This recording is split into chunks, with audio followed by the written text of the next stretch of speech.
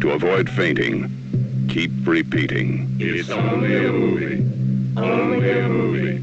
Only a movie. Good evening, the Punchline. Hey, this is the Punchline? Yep. Hi, allow me to introduce myself. My name is Neil Hamburger. I'm the funniest man in San Francisco. Let me give you a little sample. No. You know what? Have you ever had Coca-Cola Original Classic? No. Well, they just changed the formula one more time. Now it's called Classic. That's just a little sample, though. I want to come on down and perform tonight. I'm ready. Just got in from Los Angeles, from Culver City. You ever seen that movie Fatal Attraction? Hey. I'm cracking myself up. No, listen. If you don't stop, I'm going to hang up on you. No, don't hang up. Neil Hamburger. Book me, man. Dialogue Radio 57 WMCA right here in New York City. The Long John Neville, Candy Jones Show. Good morning. You're live on WMCA. Yes, hello. I have this ailment, which I must tell your viewing audience about. We don't have a viewing audience, sir. You better call Tom up. Hearing audience, rather. Which I think that the audience would be very interested in. Well, supposing you don't preface your remark, but just get right into the gut of it. Oh, well, that's the way of putting it, Long John. I got into it. Go ahead. Will you talk? What, you're making fun of the way I laugh? No. Sir, all I'm trying to do is to get your story right now. But making fun of the way old people laugh. Well, Bobby Knight told me this. He says, there is nothing that a good defense cannot beat a better offense. In other words, a good offense wins. Why do you think your music is so popular, Lou? I didn't know it was popular. You've had 2 sellouts in Sydney before you've even come here, so it is popular, apparently. I didn't know that. Lou, do you think it's a decadent society we're living in? No. Would you describe yourself as a decadent person? No. How would you describe yourself? Average.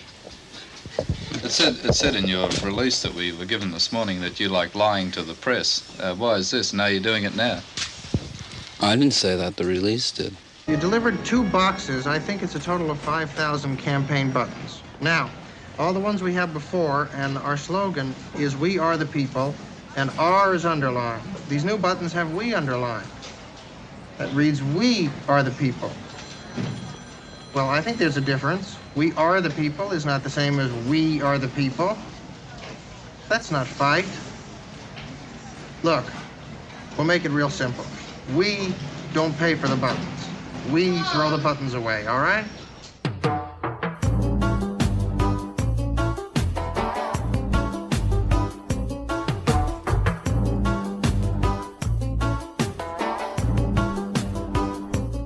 But speaking of war criminals who die of COVID, Colin Powell, former Secretary of State. Yes, I wouldn't have thought of him as former a war criminal necessarily. I think a few thousand Iraqis might disagree. I mean, he was, after all, the guy who pushed the bullshit weapons of mass destruction. And I understand afterwards he realized he should rehabilitate his image, so he wrote a book and went on a tour and kind of, I don't think he apologized for any of that stuff, but kind of. Oh, yeah, he did. Tried to at least rehabilitate himself. You think he did? He apologized. I know he did. But he never admitted that he knew it was a lie, right? I mean, nobody admitted that it was a lie. Yeah, they have. Really? Well, they didn't say lie. Yeah. I think that they've admitted that they trusted in faulty information or something like that. Faulty intel. I like him. All right. We're going to go down on the opposite sides of this. Well, one. Anyway, he died of COVID and... COVID-related. It's COVID-related death because he also had cancer. Right. Correct. And Correct. he had multiple myeloma and what else? He was also not that young. I mean, right? He was 84. 80-something. Yeah, 84. So multiple myeloma and what else? Something else I can't remember. I'm not sure, but John Roberts of Fox News says that because Powell was vaccinated and he died nonetheless. And John Roberts of Fox News says this raises new concerns about how effective vaccines are long term. Okay, now, so Fox God bless is going with that bullshit. God bless him. Here's the thing. When people pay attention to the numbers to begin with, nobody says they're 100% effective. The numbers have always been 80-some% to 94, 95%. So there's always that little window. Nothing is absolute except death and taxes for the poor and middle class. So there's that window. And then again, the effectiveness does go down, efficacy, after a certain amount of time. And he also aged, and he had compromising health issues. And again, you have to be vaccinated to go into the Fox studios or tested every day. Mm-hmm. So shut up, John. Shut the hell up, you talking head. Yeah, it's really, really, really awful. Regardless of what one thinks about Colin Powell, it's really, really awful what the right is doing right now in using him as see, the vaccines don't even work. And they really are doing that. And it's gonna happen. I mean, this happened today, so we're gonna see this. They're just gleeful over it. Well, and it's a bunch of crap that people who had to be vaccinated.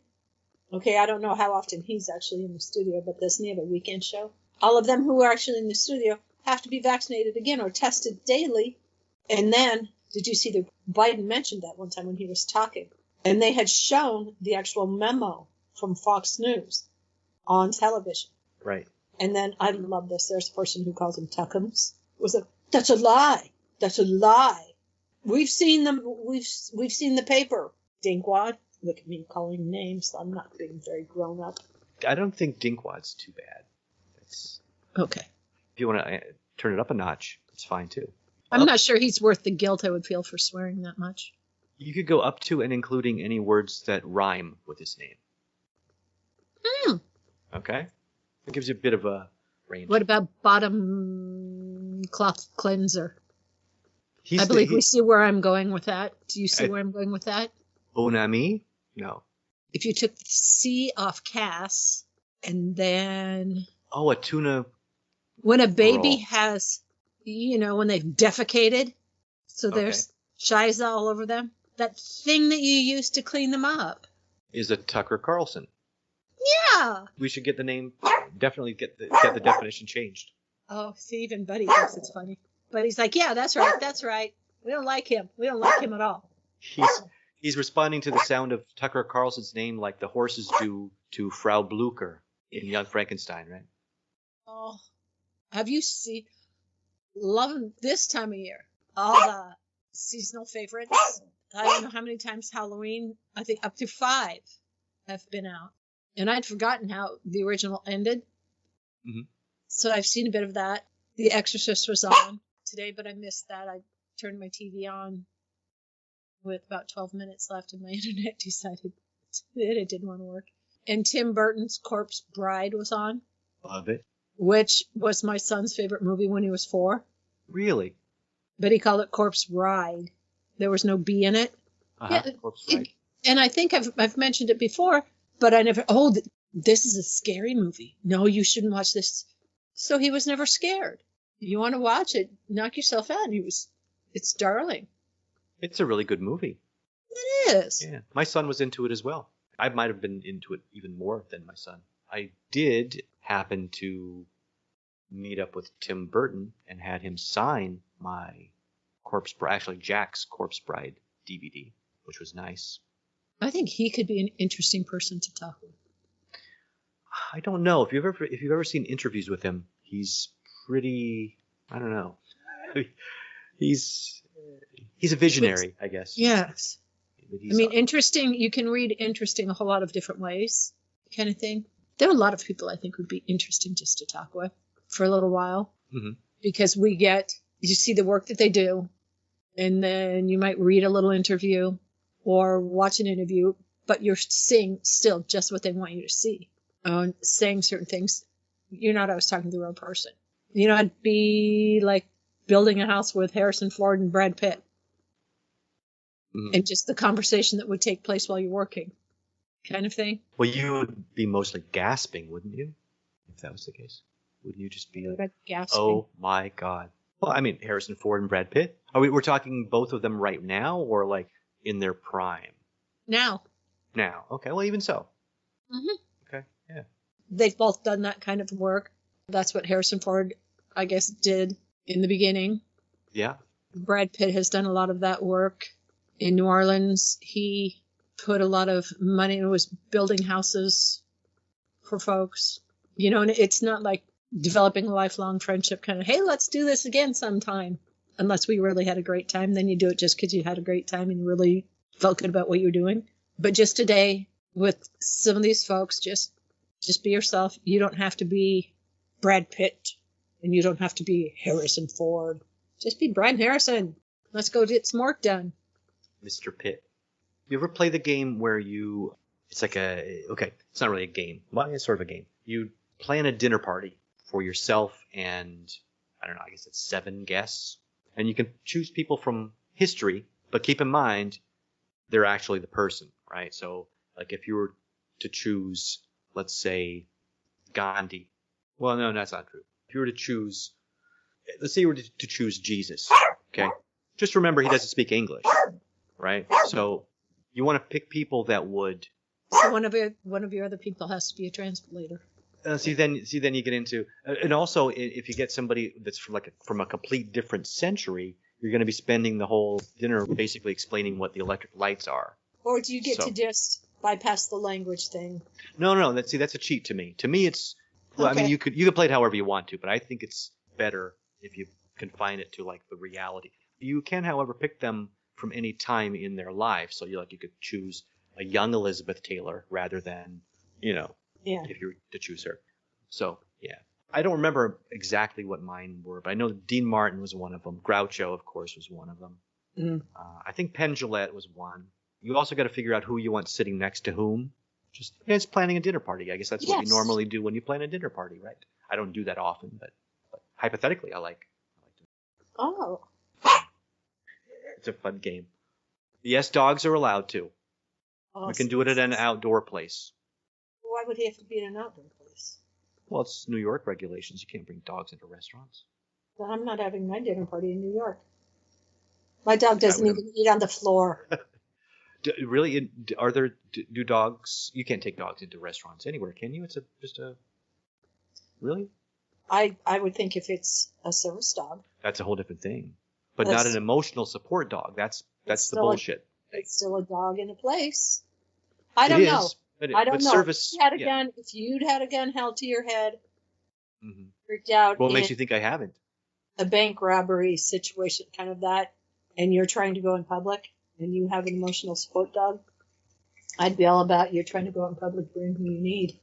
Well, the problem is that an emotional support dog isn't trained to do. A service dog is trained. So when you're in the public, like let's say you're in a supermarket or something, where do the rights of the person with their dog that's untrained and the rights of a person who had a very bad experience with dogs when they were small and have a deathly fear of dogs begin? That's my question. I would imagine the person who'd had a bad experience would run the other direction. It's not, but don't I have the right? If it's me, I'm hypothetical. I love dogs myself, but if it's me, I have the right to go into a place knowing that dogs aren't allowed there and expect that dogs wouldn't be there. Right? I wouldn't go to a dog run, for instance. I wouldn't go to Petco, for instance.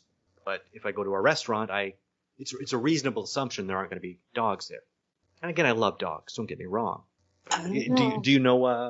Well, the emotional support thing is really just airlines anyway, because at least in New York, you're not obligated to let somebody in who has an emotional support dog.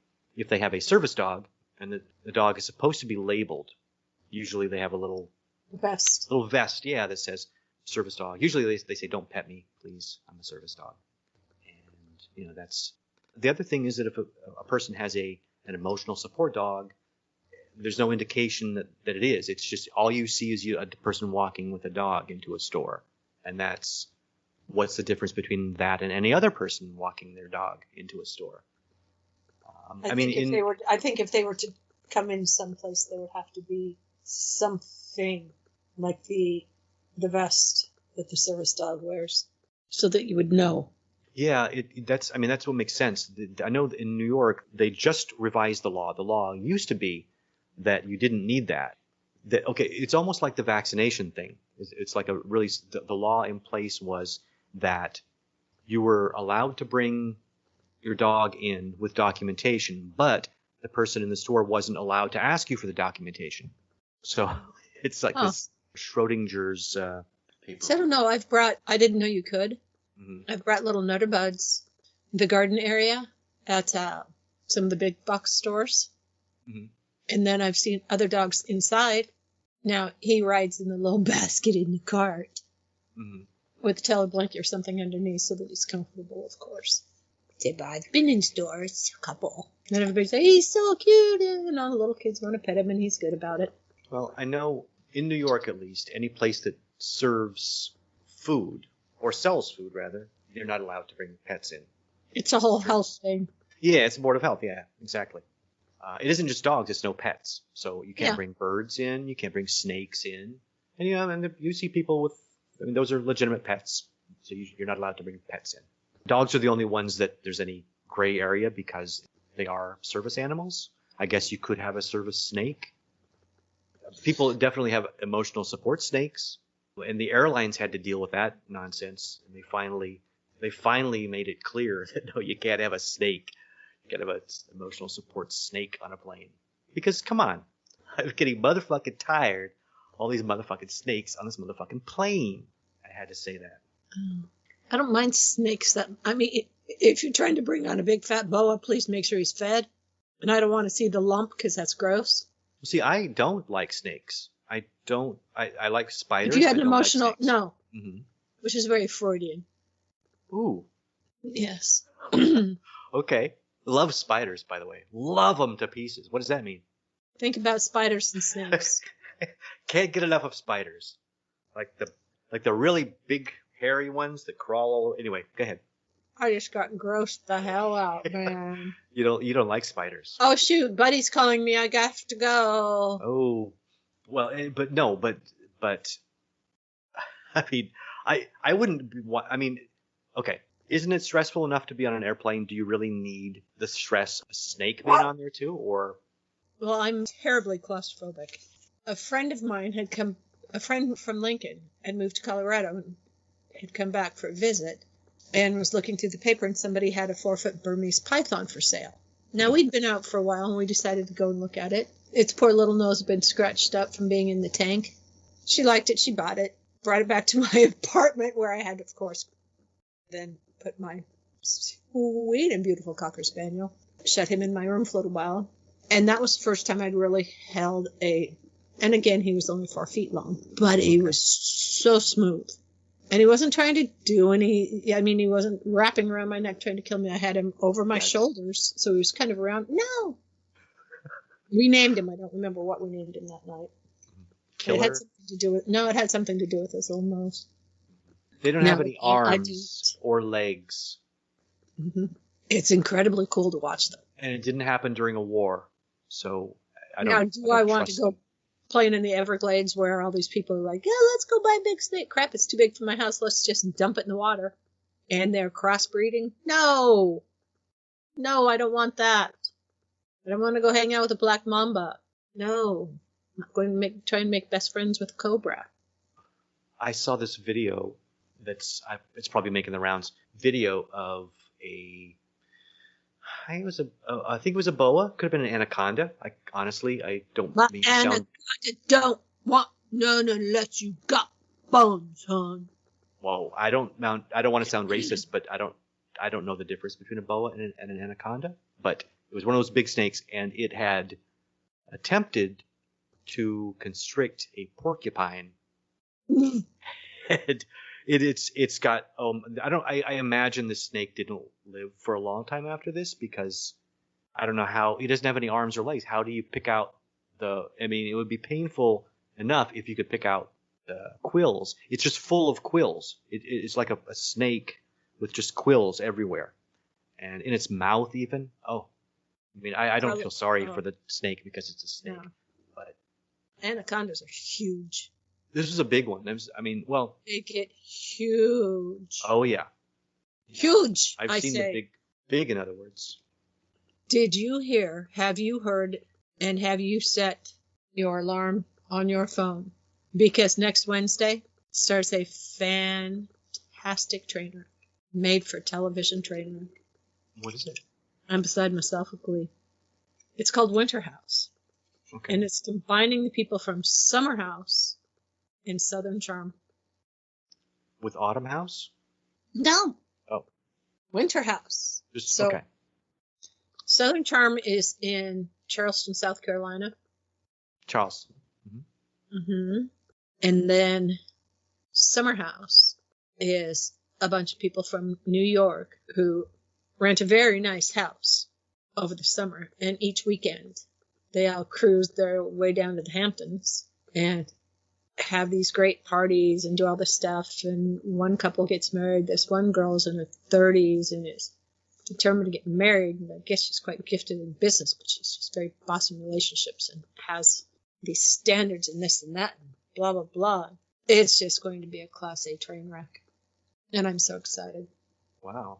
Is it going to be weekly? Or do they drop all the episodes at once? Okay. No, Wednesday at sometime on Bravo, maybe? Okay. Bravo or E. I guess I'm not excited enough to know what channel, but I'll put a link. There'll be a link in our show links, as there is every week. What else is coming up that should just be fantastically awful? Last night, Boo and I were sitting here, and Real Housewives of, I want to say Potomac? Yes, Potomac. Wait, are you serious? There's a Real Housewives of Potomac? Yeah. Oh, my. Okay. Does that mean there's one for every city? I don't know. There was one of Miami that didn't, I want to say Miami that didn't make it. It only made one. I don't, this is either second or third season. I couldn't tell you. By the time you get to Potomac, I mean, you go through a lot of cities, right? Before you get, no offense to Potomac. Well, I'll get back to the other thing about Potomac, but this one gal, and I almost think that the show pays for it, because all of a sudden one woman will, I'd love to invite you all to this place, and one will take them to Greece, and one will take them to Monaco, and one, they'll go all over. One gal from New York took them to Salem, which I thought was fantastic. And I really don't even know where these ladies went. I wasn't paying that much attention. But the hostess got some huge house or whatever, and she kind of used it as a first come, first served on picking your room. Some women, 2 or 3 had their husbands with them. Others didn't. But the last 2 gals who got there, they had to share a room, which I think they had to share, maybe not. But there wasn't a bathroom attached to the room. They would have to, but they did have to go downstairs. Now, there were 2 men in the house. One woman did have a broken toe. What? That you should invite? What kind of hostess invites you to a place where not every room has its own bathroom? And then, this was from somebody else. Are you sitting down? Because this is just unbelievable. They had to carry their own luggage to their rooms. Barbaric. I know. And then... What, do they work there? It gets worse. It gets worse. They didn't see anybody. There's one kind. Well, who cleans the rooms? Who cleans the rooms? I'm sorry, you can't pick up your own shoes? What? I just don't understand this. This is what kind of place? Who invites people? And one of the husbands actually cooked breakfast the next morning. So it didn't appear that there was a personal chef either. Wow. Could you ever imagine having to go on a vacation like that? Some vacation. Then they went on a boat ride the next day, and the water was pretty rough, and something tells me that the hostess probably made that happen as well. Potomac is in Michigan, right? No, it's up in the New York area. Oh, really? I was thinking Potomac, okay. What was I thinking of? Detroit? Isn't there like a Potomac River, maybe? But there's nobody that looks like me on that one. And while so many of the shows talk about lack of diversity in the other places, which is true. I mean, Ebony K. Williams, who is now on Real Housewives of New York in the 13 or 20 seasons, whatever, she's the first woman of color. And so the joke from her was going to be, but they couldn't find a black woman in New York. And that is strange. But in Potomac, there's nobody who looks like me for their 2 or 3 seasons. So what, okay, I mean, I know these shows are pretty popular. Is it the same? Is it kind of in the way that the Jersey Shore was popular? I guess people watch the show to feel like, well, at least I'm not them. Is it kind of the same thing, or is there something else going on? Well, I don't know. These are all wealthy. Are they bad people or unhappy or whatever? So you can like point at them and say, well, at least money doesn't buy you. Class. I'd rather be me sometimes. than them. Is that kind of the appeal? I don't know. I don't know if it's supposed to be a peak, but they're just always throwing shade, the whole comment about tea, just picking and picking, like the Real Housewives of Beverly Hills or something like that had Lisa Vanderpump on it. She's left. But Lisa Rinna is on it, who's married to Harry Hamlin. Okay. Release the Kraken. Yes. Erica Jane, that's her stage name. She was married to Erica Girardi, married to Tom Girardi, who now is in a bunch of legal trouble, but a lot of that may be based due to he got in a big car wreck. Who else is on there? Obviously, I don't pay enough attention. Teddy Mellencamp was on a year or two. Let me guess. John Mellencamp's ex-wife? Yeah. No, daughter. Oh, daughter. Oh. Okay. Daughter. Oh, Denise Richards was on for a season or two. But I guess if there's something going on and they really want out of it, and this is a rarity you're not really supposed to, you say bravo, bravo, bravo, and then they cut filming at that moment. That's like your safe word? Yeah. I don't know if they're really that dramatic and stuff in life, but they can go on these fantastic vacations or have these lovely dinner parties where all this stuff is going on, but then they just oftentimes behave foolishly. Oh, New York had Bethany Frankel. Mm-hmm. Okay. Sonia Morgan, who was married to, he was quite a bit older, but of the J.P. Morgan family. Wasn't Kim Richards or Kyle Richards one of them? Kyle Richards is on Beverly Hills, and now Kim was on there too, but then she had all those issues and she left to go deal with this stuff. Kyle is the little girl in Halloween. Yes. Yeah. Now Kathy Hilton, who is their sister, is on. And she's funny. I just think she's a hoot. The little bit I've watched. Kyle had made a comment. I honestly have seen probably 2 or 3 episodes, and that's really about all you kind of need. Well, they can be entertaining. I'll say it. But she was talking about Kathy, how she'll just leave a sentence and just dangling. She doesn't finish it. She'll be like, yeah, do you remember when we... Does she have brain damage? No. Okay. And she's thinking the whole thing out, and I don't know if Kyle's like, I don't know, she thinks that people are just following it. But she leaves things and not having seen it, and then all of a sudden watched, and she does. And it's hilarious. But she is, obviously, is she married to Conrad? No, whatever Hilton she's married to. So she has enough funds, and she will show up more casually dressed than any of them. But she fell asleep in a meditation sound. I binged. It's probably the biggest thing on the planet right now. It's Netflix's biggest movie ever. Biggest 111 million downloads.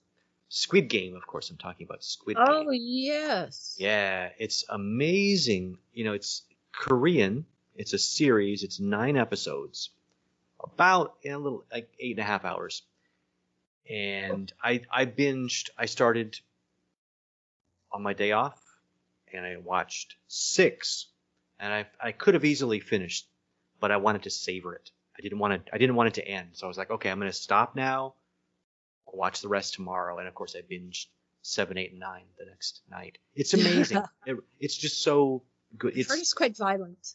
It is quite violent. In fact, it's about, I won't spoil anything here. If you watch the first episode, you'll understand all this.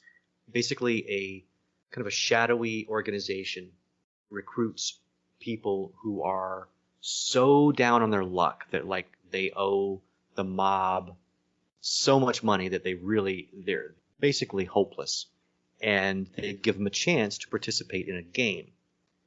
And if they win, there's a cash prize, and it's an enormous cash prize. It'll completely take them out of the situation they're in. And so they recruit all these people, and once they're there, they explain to them there's going to be a series of games based on children's games. And the first one is going to be red light, green light.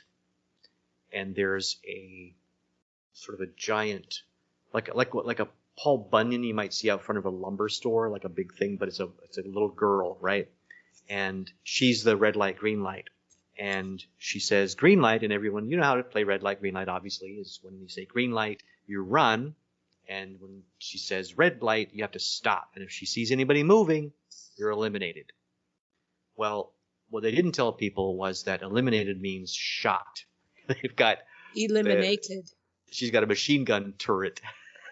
And so once people realize that, the mass panic, of course, and a lot of people die. So anyway, yeah, there's a lot of violence, but it's a really, really riveting. I mean, there's emotional human drama. There's political allegory. It works on lots of different levels, and I don't really understand how it did this, but it's like the most popular thing in the world right now.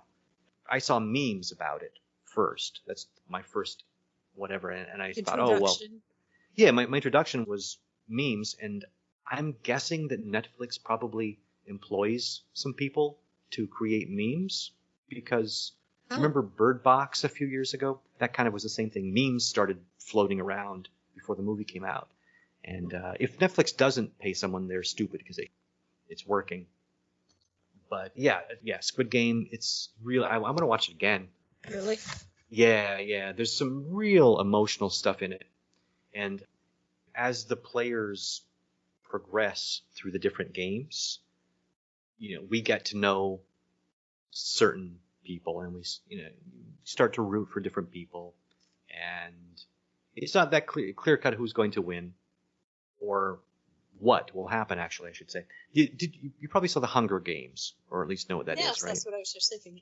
Okay, yeah, the Hunger Games is sort of. I'm a teenager, of course I did. There you go, exactly. Hunger Games is ripped off from something called Battle Royale, which came out in 2000. Japanese. I think it was a manga first, and it's a movie. Great movie where it's similar. I mean, it's not. It's kind of similar in that. Well, Battle Royale and Hunger Games are very similar. There's a middle school that's chosen by lottery. They send them on to an island, and they have to kill each other. And the last person alive wins. And they have shock collars around their necks, so if they break the rules, they die. Wasn't there some show, couldn't even tell you how long ago, where they grabbed people who were in debt, some New York style movie, and gave people a chance all their debt and such would be paid off? I don't know what that would be. As they went through these challenges, yeah. Well, that's what Squid Game is. Yeah. I can't even tell you what it's called. You're going to see a lot of Squid Game costumes, I think, for Halloween. I've seen photos online of really nice cakes that people have made, like really elaborate cakes that are Squid Game oriented. And yeah, people are going crazy with it. It's bigger than Tiger King. It's bigger than Stranger Things. No, don't even say that. It is. I mean, I don't understand how it just came out of nowhere and became. Tiger King makes a lot of sense because it dropped like the first week of lockdown. And so everybody who had Netflix was suddenly in front of their TV. And that makes sense that everybody collectively watched that. But I like Stranger Things. Stranger Things was great. Has the third season come out? Third season's out there. Well, fourth season is coming out. I think fourth is coming out whenever. I don't remember when. Yeah, I really, really liked the first season. And I would have been happy if they'd stopped after the first season because it was really a self-contained story. I mean, the trouble is when you do this. Well, speaking of tribbles. Wasn't that a nice segue? Nice segue. Shatner went to space, sort of. I mean, he did. It's technically space. It's technically space. Mm-hmm. It's I think like the legal definition of space is like 67 miles outside, and is 65.5 or something, and he went 67 miles. So yes, he did. Thanks, courtesy of Jeff Bezos, right? Guys got to finally do something nice. Yeah, I don't know. It's like, I mean, it was played as such a heartwarming story that William Shatner finally got to go to space, and you know, I love William Shatner. I love William Shatner the way I love Jerry Lewis. Part of it is ironic. Part of what I love about him is that he's so full of shit and just so full of himself. And, you know, it's the ego is just so out of control that I find it amusing. But the thing is, he's one of the original actors from the original series of Star Trek. But he was never like a champion for space or space travel or science or any of that stuff. It was a job for him, and he distanced himself for the longest time from Star Trek until they offered him money to do a movie. And he was like, okay. He's an actor. He's an actor. So why is it a heartwarming story that Shatner, if Nimoy had gone to space, that would have been heartwarming because he actually cared about this stuff. And he actually, yeah, that would have been heartwarming. Well, because Nimoy can't. I can't think of his name. The guy who played Scotty can't. So many of them can't. Somebody from the original Star Trek. Sulu's still around? True. That would even be better. Sulu's more deserving than Shatner. I don't know. I mean, whatever. But William, he was the captain. He was the captain, yes. Yeah, I don't know. I don't know. It's just one of those feel-good stories to distract us from what's really going on. And sometimes we just need those. Yes. Even if it was compliments of Jeff Bezos. Speaking of Netflix, have you seen the new Dave Chappelle stand-up comedy show? No. We causing all the hoopla. You the other night. The what? A show called You. Okay. It has what was the show? It was well after our Gossip Girl. Was that the one that Blake Lively was in? Sounds right, but you could easily fool me. I think the darker haired guy, and he's just instant stalker him. So it's weird and creepy right away. Mm-hmm. We went through 3 episodes to see what we might think, and then it was late, so we shut it off. Mm-hmm. And we haven't gone back. Will we? I don't know. I don't know. So what about Dave Chappelle? But yeah, check it out. At least it's called You, and it's on what channel? On Netflix? Okay. Yeah. Yeah. Well, Chappelle is also on Netflix. I think it's called The Closer. It's his new stand-up special, and he's catching flack for it because he openly. Well, he's had a little trouble before with the trans community because he's made some jokes or comments that got him labeled very transphobic. And in this special, he basically doubles down on that. My problem with it primarily is that it's not funny. It's an hour of him explaining himself and agree with him or disagree with him. At one point, he calls himself a TERF. He says, I'm on Team TERF. Trans exclusionary radical feminist. Well, it's a slur because people don't call themselves TERFs. It's a slur invented by the trans community to refer to and to pigeonhole people. Well, it's women who, I guess what it would be is that, well, no, I guess you don't have to be a woman. It would be feminist. So a person who believes that trans women are not women, they're men, due to feminism. Trans exclusionary radical feminist. I guess a feminist who believes that women are women and men are men, and that this is an example of men encroaching on women's territory once again, and I guess possibly that since a man could never understand what it's like to be a woman, which I think I probably am a TERF when it comes down to it, which is, it's a slur. It's not meant to be something. Anyway, he caught flack for this and still catching flack for it. Netflix refused to buckle and, cancel it or whatever. But yeah, my problem is he's just not funny. He doesn't tell jokes. He pulls out the old, I have a trans friend. Actually, I think it's a friend who died, who was trans, who gave him her blessing or something. It doesn't make any sense, but it's almost like some of my best friends are black, kind of, I have a husband, so I can't be racist. Exactly. Yeah. How could I? Yeah. And I have a Latin friend, so I can't be racist. Right. How could a man be misogynist? I mean, he's married to a woman. How could he possibly be? I have gay friends, so I can't be homophobic. Exactly. It works. It works every time you want to use it. Mm-hmm. It's very handy to pull that one out of your pocket when you need it, peeps. Speaking of gay friends, Daniel Craig, star of the new James Bond movie, No Time to Die. Yes.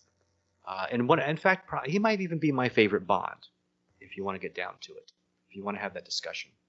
But he just recently said, this was in an article, I think in the Guardian or someplace.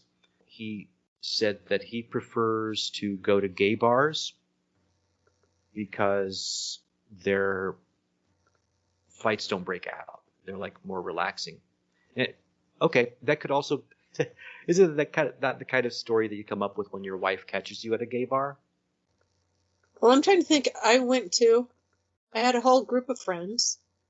Some of us were straight, some were gay, and it was male and female on both sides. I mean, on all sides of the coin, blah, blah, blah. And we all had so much fun. We always wanted to go out together. And so we made kind of the agreement we would spend half of our evening at a straight bar and half at a gay bar. Now, where we went first or second alternated. But I have to think. I don't think I ever saw any physical fights when we were eating in gay bars. Yeah, no, I think I probably agree with Daniel on that. I've been to gay bars. Humans will fight at some point or another. I never saw any. Yeah, I mean, yeah, it kind of seems like a funny thing to volunteer to a reporter, to a journalist or whatever. And I mean, maybe at the gay bar, the women wouldn't necessarily care about him. The men know he's straight, so he's left to himself. Well, there have been rumors, is the thing. There have been rumors about he and his wife. I'm not making this up. Those rumors are out there. That he and his wife are both bisexual and are in an open relationship. Those are the rumors, folks. Oh. And who cares? But it's just fun. That's what I'm thinking.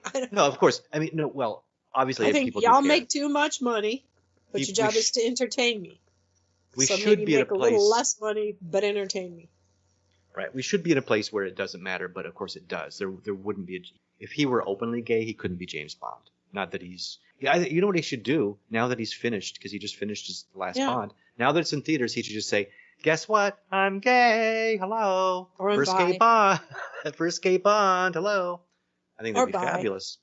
Yeah, who cares about bi? I mean, to me. Well, if he's married and you said that it's playing both sides of the fence, the field, whatever. Okay. The fence. But see, the fact that he's married. I don't care. I really, y'all make too much money and you get all the free swag and stuff. That bothers me. But your job is to entertain me and what you do on your own time. I really don't care. Well, we shouldn't care. If you're doing some great fundraising, again, and you're doing some great projects to help people in need, I want to hear about that. Use your fame, use your fortune to do the great stuff. Use your platform. But I don't care. And as you're saying, I wish people didn't. I don't care what bars they're attending. I don't care who they're dancing with. It's not my business. Yeah, I mean, we should all feel that way. But it shouldn't be a thing. Unfortunately, we don't. And yeah, I mean, there definitely are out gay actors in Hollywood now, but not leading man. You can be a character actor. You can be Doogie Howser. You can be certain people and be out, but not leading men. And it's sad that way. It may even not even just be an American thing. It could be that they could never sell these movies to China or wherever, or foreign markets, because they're so homophobic there. You know, it might be that. Yeah. Wouldn't it be fine in a lot of European markets, do you think? I don't know. I mean, let's say, hypothetically, let's just say Tom Cruise was gay. And let's say, hypothetically, Tom Cruise decided to come out. What would that do to his career? They wouldn't be able to sell these movies in, certain countries, even if America was cool about it, which, of course, America wouldn't be cool about it. My first thought went to Scientology. They wouldn't be cool about it. Well, no, that's they're protecting him. I'm just saying hypothetically. I'm not saying that Tom Cruise is gay. I don't know. I've never been with him. No. I'm just saying. Yet. Yeah. I wouldn't. I'd be saying, are you sure about your choices there? Are you sure? There was an actor. Do you remember a guy named Rupert Everett? Yes. British actor. Good looking fella. Yes, he did. What was it? Runaway Bride. No, my best Runaway Bride? My best friend's wedding. Correct. Yes, exactly. And did he do a movie with Madonna also? I think he did. When Madonna movie. When one of those movies came out, it was basically his breakthrough in America. It was going to be, right? Because he was he was known. I think he was like a television actor in Britain. Just handsome as all get out. And he was one of the names that when people would discuss who the next Bond was going to be, I guess this would have been after Pierce or during Pierce Brosnan, but we knew that he was going to eventually retire. So it was like, who's the next guy going to be? Rupert Everett was always like in the top 3. Then he announced that he's gay. He came out and immediately was dropped. He was not even discussed because, kind of a gay Bond. See, and I mean, if the character's straight, the character's straight. Right. Kind of like you were saying, Doogie Howser. And now it's 3 names, why can't I say them? Neil Patrick Harris. Thank you. I mean, you knew he MD. was gay when he was on How I Met Your Mother. But his character was such a cad, and he did it so well that you just bought into the character. He did his job, and he did it so well. You know, when you and I were growing up, there were so many of these. I mean, obviously on television or anywhere, you couldn't be out, really. There weren't out homosexuals in the 60s and 70s, but there were a lot of these character actors that, you look back now and it's like, oh, how could we not know? And in fact, they actually were gay. They were flamboyant, I guess was the thing, right? And like Paul Lynde was flamboyant. Yes. Charles Nelson Riley, you think, maybe? Exactly. Charles Nelson. Anybody with an ascot. Pretty much. Oh, yeah, the guy from Leave It to Beaver, the Lumpy Rutherford's dad, who was also on Dick Van Dyke's show. Richard, I can't remember his name now. He was gay. I'm watching, the Batman, the series from '66, right? The Adam West Batman. Almost every one of the villains is gay in real life, but I mean, they're not necessarily playing. Some of them. You have Liberace was one of them.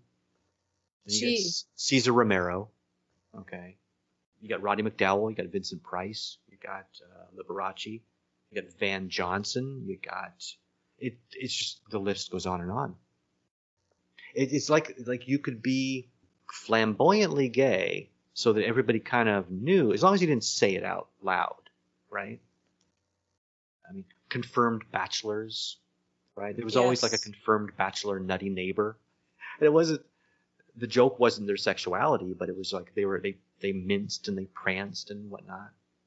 Jim J. Bullock, what might have been the last of those. Okay. Remember him? Yes. From Too Close for Comfort. I think he might be the last of that ilk, that confirmed I wish bachelor. It didn't matter. It shouldn't matter, but it does. It just shouldn't. You know who just came out? Also, Cassandra Peterson, Elvira, Mistress of the Dark. Oh, yes, I saw that. Yeah, I have to say, well, she put out a book. It's in the book. So when the book came out, I guess that was like the story that everybody was, the big revelation, the big reveal. I got to tell you, I can't say I knew, but I suspected. Well, I have met Cassandra Peterson on, I think, 4 different occasions. She's really wonderful. She's very nice. Once I met her with Jack, and we had a funny little exchange because she was not in character, not in costume. She was Cassandra at this particular venue. It was at a comic book convention, and at one of these places, maybe a couple of the times that I met her, her handler was a woman who looked almost stereotypically like, she's wearing like a cut off jean jacket with the sleeves cut off, and lots of tattoos. She's got the bandana. Just looked, like a confirmed bachelorette, I guess you might say. And I remember saying it to myself at the time. Yes, because you don't. I'm sorry to interrupt you. Again for what, the 15th, 17th time? Do we not? Because you probably can't use the B word anymore. A female who you know prefers the company of other females, is that now a bad word? No, I don't think Butch is exactly what she was. I don't think Butch is. Well, the opposite of Butch is femme. You can call a boy femme, can't you? Yeah, I think it's okay. I don't know. I think it's all right. It should be. Let's. It's getting. It's getting confusing. It's getting frustrating. It's getting maddening. But Well, you no, don't want to say the wrong word. You don't want to offend anyone, so you just don't. oh So no, do you hope nobody this cares. gives you a hint? Nobody cares about offending me. Why don't you worry about what offends Lee? But anyway, I remember saying to myself at the time, if she's not Cassandra's girlfriend, then she wants to be. Just the way she looked at her. She was like her handler, you know, like Yeah. handling the money and answering questions or whatever so that the line could keep moving. But yeah, so good for her. They've been together for, I think, 19 years, which the math definitely works out. That's definitely the same person that I saw her with. And good, good for her. Good for her. She's, like I said, she's a really, really nice person and very charming. And well, I met her with Jack, I think the last time I met her. And we were at a convention. There was nobody around whatsoever. And Jack and I were there, I don't know, to see whoever or to buy comics or whatever. But she was there and she said hello and walked over to her table and talked. And she just talked to Jack, wonderfully. And they had conversations and whatnot. And then finally she said, so do you want to take a picture with me? And Jack was like, no. And she was like, okay. And she laughed at me. I was like, no, Jack, seriously. Jack was, I think, 5. Okay. I said, look, this doesn't mean anything to you right now, but trust me, when you get a little older, I'm going to explain this to you and it'll mean something to you. And he's like, yeah, that's okay. I don't mind. We had a great laugh. It was like, oh, okay. If you don't want to, that's fine. So, yeah. So no, the innocence of children, right? Yes. He wasn't trying to hurt anybody's feelings. He was just like, no, I don't need a picture with you. Thank you. I saw a new documentary about the Velvet Underground called The Velvet Underground. Well, that's creative. Yeah, it is, isn't it? And it's really, really good. It played the festival circuit. I think it won a bunch of stuff, but it's Todd Haynes is the director, and I don't know if you've ever seen his stuff. He originally did this thing called Superstar, the Karen Carpenter story, only with Barbie dolls. Oh. And it wasn't very flattering towards the Carpenters. Or maybe it was more unflattering towards Richard Carpenter, I think, than Karen. And it's not legally allowed to be shown anywhere because Richard Carpenter put a cease and desist on it. But it made its way through the bootleg circuit. And actually, Todd himself dropped off a copy at Kim's Video, where I used to work back in the day. And wow. Yeah. So anyway, back to the movie. It made this movie about the Velvet Underground, and it's really, really good if you are interested in them at all. They never were commercially successful. They didn't have radio hits or anything like that, but so influential. Didn't they have one? Well, I guess I remember there was FM one radio, song. FM radio, Yeah. but not top 40. Nothing Well, top 40. Pale Blue Eyes is probably the one that gets played, right? Or Sweet Jane, I guess, is sort of a. They're known now, but at the time they didn't chart. They weren't, but they were influential. I mean, there's so many bands started because of them, because they saw them or they heard their records or whatnot. But I once passed Lou Reed on the street, and it was a really magical moment. I saw him. This was the West Village, probably mid to late 90s. Yeah. And I'm walking down the street, and I spot him like half a block away, 3/4 of a block away. It's obviously Lou Reed walking my direction. I'm like, okay, be cool, be cool, be cool, be cool. As we pass, we both look up, and our eyes meet. And I swear, he's got the most piercing, pale blue eyes that you've ever seen. It's true. Like husky eyes? Yes, they just pierced. They just went like right into my soul. And I've never been the same. Well, not really, but it was cool. It was cool.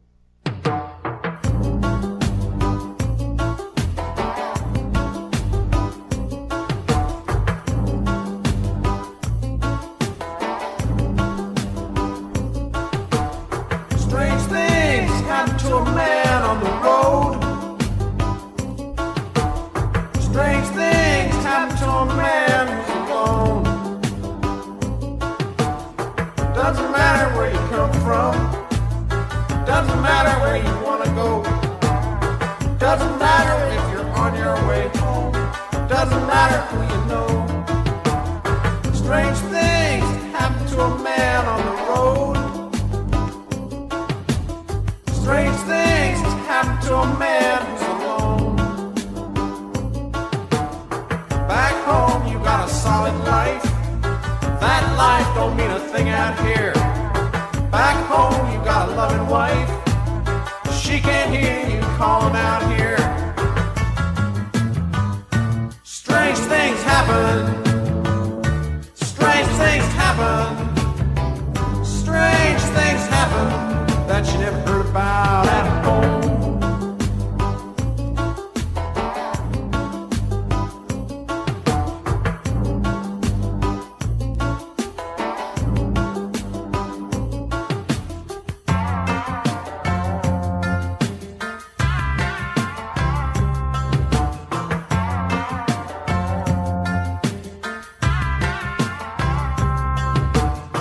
Doesn't matter where you come from.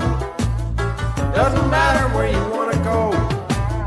Doesn't matter if you're on your way home. Doesn't matter who you